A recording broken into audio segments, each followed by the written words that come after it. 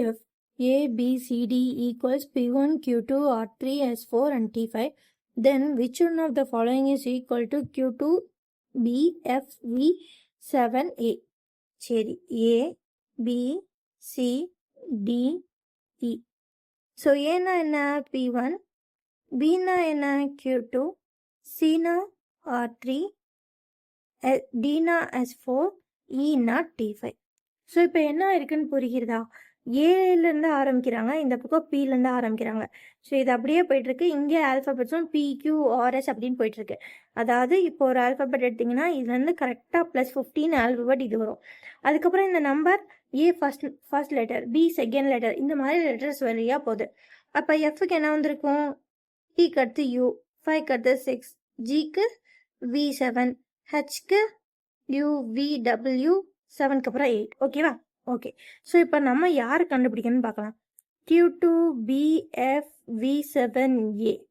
So Q2னா நமக்கு already தெரியும், எங்கேயோ பார்த்த மாதிரி இருக்கா, அந்த இருக்குது. அப்போ Q2னா B. சரி, ஆன்சர் வைஸ் செக் பண்ணிடலாமா? இங்கே ஆப்ஷனில் பார்த்தா எல்லாத்துலேயும் ஃபஸ்ட்டு B தான் இருக்குது.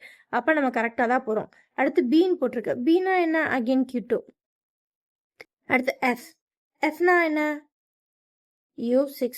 அடுத்து பாருங்க, ஒரு ஆல்ஃபபெட் அதுக்கப்புறம் லெட்டர் இருக்குது அப்படின்னா ரிவர்ஸாக பார்க்கணும். ஏன்னா இங்கே Q2க்கு அப்படி தான் பார்த்தோம் இல்லையா? ஆல்ஃபபெட் லெட்டர் இருந்தால் ரிவர்ஸ் பண்ணி பார்க்கணும்.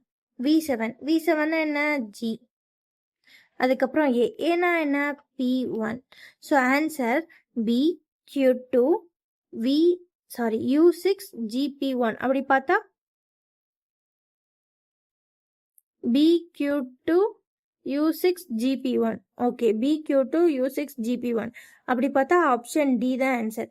ஸோ இந்த இதில் என்ன கண்டென்ட் அப்படின்னா, இங்கே இருக்க ஆல்ஃபபெட் ப்ளஸ் 15th ஆல்ஃபபெட் அப்படி எடுத்துக்கிட்டாலும் சரி, ஏலேருந்து இங்கே ஆல்ஃபபெட் ஸ்டார்ட் ஆகுது, இந்த பக்கம் பிலேருந்து ஸ்டார்ட் ஆகுதுன்னு நினச்சிட்டாலும் சரி, இந்த பக்கம் நம்பர்ஸ் 1, 2, 3, 4, 5ன்னு போயிட்டே இருக்கு. வெறும் ஃபர்ஸ்ட் ஒரு ஆல்ஃபபெட் மட்டும் இங்கே வந்திருக்கு அப்படின்னா இதுக்கு நேரான ஆல்ஃபபெட்டோட கோடை வந்து நீங்கள் பார்க்கணும். இது ஆல்ஃபபெட் நம்பர் வந்துருச்சு அப்படின்னா ரிவர்ஸாக பார்த்து எழுதணும். அவ்வளோதான் இங்கே கண்டென்ட். கொஞ்சம் குழப்பற மாதிரி தான் இருக்கும். நிதானமாக பார்த்தா பண்ணிடலாம். Bye guys.